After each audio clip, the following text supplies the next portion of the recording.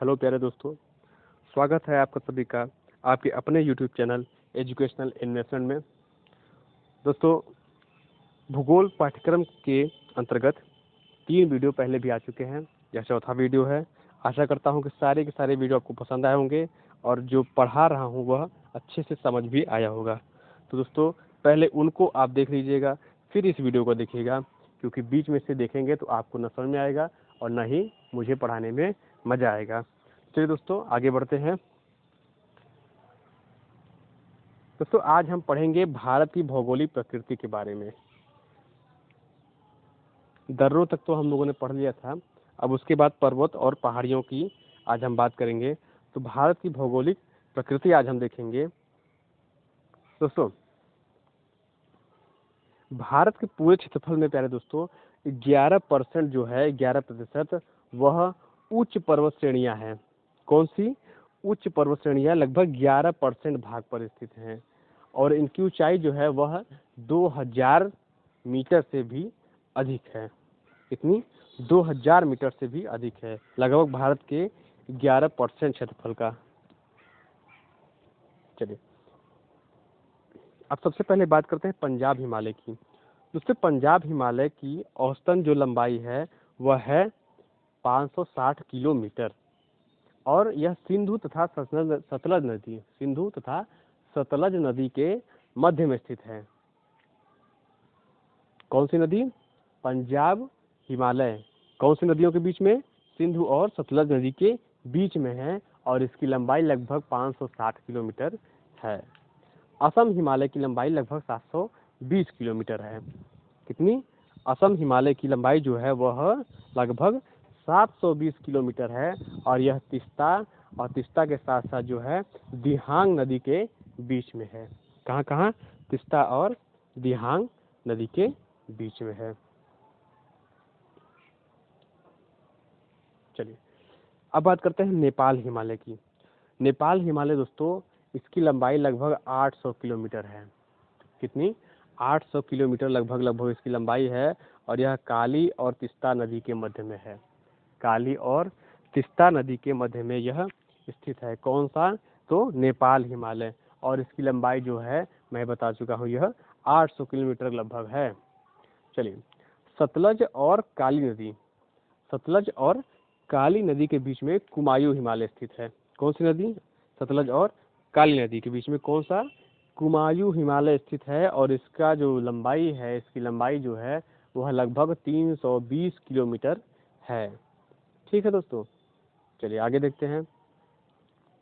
दोस्तों, भूवैज्ञानिकों का मानना था कि जहाँ पे इस समय हिमालय जो पर्वत इस समय जहाँ पे स्थित है वहाँ पे बहुत पहले तिथिज सागर रहता था। क्या था? तिथिज सागर हिमालय के जगह पर था। और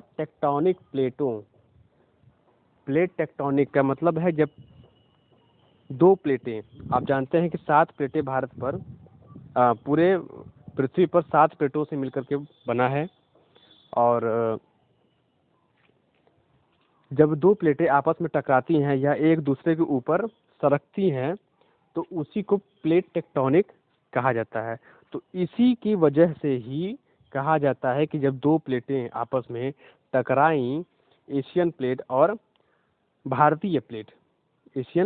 भारतीय प्लेट जब आपस में टकराईं तो बीच का जो भाग था वह काफ़ी ऊपर उठ गया और इसी कारण इसको फोल्डेड माउंटेन भी कहा जाता है। क्या कहा जाता है? फोल्डेड माउंटेन भी इसी के कारण इसको बोला जाता है, क्योंकि यह फोल्ड मतलब मुड़ा हुआ पर्वत के आकार का बन गया। चलिए, तो हिमालय के बनने का कौन सा सिद्धांत है? प्लेट टेक्टोनिक का सिद्धांत। यह क्या है ये तो आपको पता चल ही गया। चलिए, अब आगे देखते हैं दोस्तों।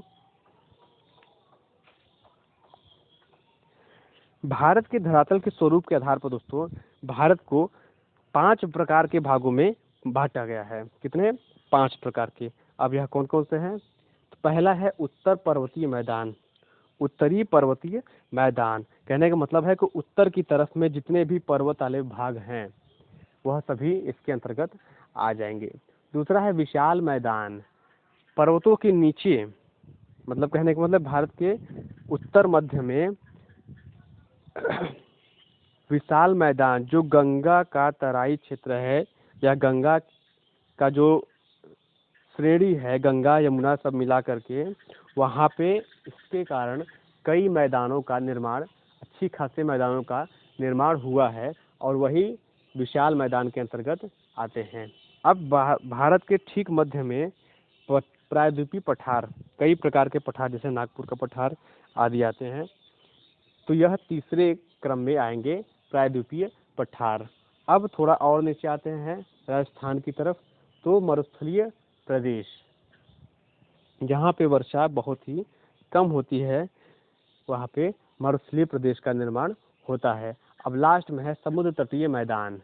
समुद्र तटीय मैदान वह मैदान जो समुद्र के किनारे लगे हुए हैं या समुद्र के वजह से बने हुए हैं, उनको समुद्र तटीय मैदान के अंतर्गत लाएंगे। तो सबसे पहला था उत्तरीय पर्वतीय मैदान, दूसरा था विशाल मैदान, तीसरा प्रायद्वीपीय पठार, चौथा मरुस्थलीय प्रदेश और फिर लास्ट में समुद्र तटीय मैदान। चलिए अब देखिए दोस्तों, अब बात करते हैं हिमालय की खासतौर पे। तो हिमालय को उसके स्थिति और आकार के आधार पर से 4 भागों में बांटा गया है। कितने भागों में? 4 भागों में बांटा गया है। सबसे पहला जो सबसे विशालतम है या जिसकी लंबाई सबसे ज़्यादा है, उनको कहते हैं ट्रांस हिमालय। सबसे पहले ट्रांस हिमालय, उसके नीचे हिमाद्री या वृहद हिमालय, यह भी काफ़ी ऊंचे हैं। ट्रांस हिमालय से बहुत ही कम छोटे हैं, लेकिन ये भी काफ़ी ऊंचे हैं और उनकी औसत ऊंचाई लगभग 5000 मीटर से अधिक है। उसके नीचे है हिमाचल श्रेणी और सबसे लास्ट में है शिवालिक श्रेणियाँ। चलिए, ट्रांस हिमालयी क्षेत्र, इसके अंतर्गत दोस्तों मैं बता चुका हूँ कि इसमें सबसे ऊंची पर्वत श्रेणियाँ इसमें पाई जाती हैं। सबसे पहले काराकोरम, लद्दाख श्रेणी, जास्कर श्रेणी और भारत की सबसे ऊंची चोटी गार्डविन ऑस्टिन, इसको K2 भी कहते हैं, इसी श्रेणी में स्थित है। कौन कौन से? काराकोरम भी ट्रांस हिमालय में स्थित है, लद्दाख श्रेणी भी इसी में स्थित है, जास्कर श्रेणी भी ट्रांस हिमालय में ही स्थित है और गार्डविन ऑस्टिन जिसको K2 भी कहते हैं, इसी पर्वत श्रेणी पर स्थित है। चलिए, और जो गार्डविन ऑस्टिन है प्यारे दोस्तों, वह काराकोरम पर ही स्थित है। कहाँ पर स्थित है? काराकोरम। और जो इसकी औसत ऊंचाई है K2 की, गार्डविन ऑस्टिन, वह है 8611 मीटर। 8611 मीटर। अंदाज़ा लगाइए दोस्तों कि 8.5 किलोमीटर से भी ज़्यादा ऊंचा। चलिए आगे देखते हैं, हिमाद्री या वृहद हिमालय। हिमाद्री या वृहद हिमालय,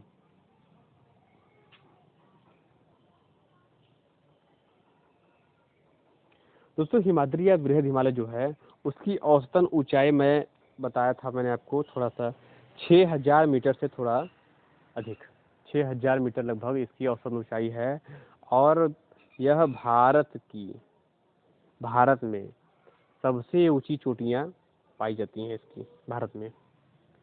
और माउंट एवरेस्ट जो कि नेपाल में है, इसी पर्वत श्रेणी पर स्थित है। माउंट एवरेस्ट जो कि विश्व विख्यात है दोस्तों, विश्व की सबसे ऊंची चोटी माउंट एवरेस्ट इसी हिमालय पर, वृहद या हिमाद्री पर स्थित है। और यह कहाँ स्थित है? यह नेपाल में स्थित है।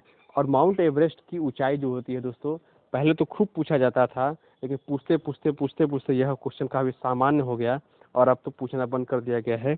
और जो छोटे मोटे एग्जाम जीके के होते हैं उनमें ही कभी कभी पूछ लिया जाता है कि माउंट एवरेस्ट की ऊंचाई कितनी है, या तो विश्व की सबसे ऊंची चोटी कौन सी है। तो यह है माउंट एवरेस्ट, 8850 मीटर। और इसी पर दोस्तों कंचनजंगा, नंगा पर्वत, नंदा देवी, कामेट और नामचा बरवा जैसे पर्वत शिखर भी स्थित हैं। कौन कौन से? कंचनजंगा, नंगा पर्वत, नंदा देवी, कामेट, नामचा बरवा आदि। तो चलिए दोस्तों, इसी के साथ ही समाप्त करते हैं। आशा करता हूँ आपको यह वीडियो पसंद आया होगा। दोस्तों अगर पसंद आया है तब तो लाइक करिए और सब्सक्राइब तो ज़रूर करिए, और उससे भी बड़ी बात, इस चैनल को ग्रो करवाने में अपना योगदान दीजिए, शेयर करिए, ताकि जल्दी से जल्दी यह चैनल बड़ा रूप ले ले। चलिए दोस्तों, खुश रहिए, स्वस्थ रहिए, ज्ञान लीजिए, ज्ञान बांटिए, क्योंकि नॉलेज अच्छी चीज़ है।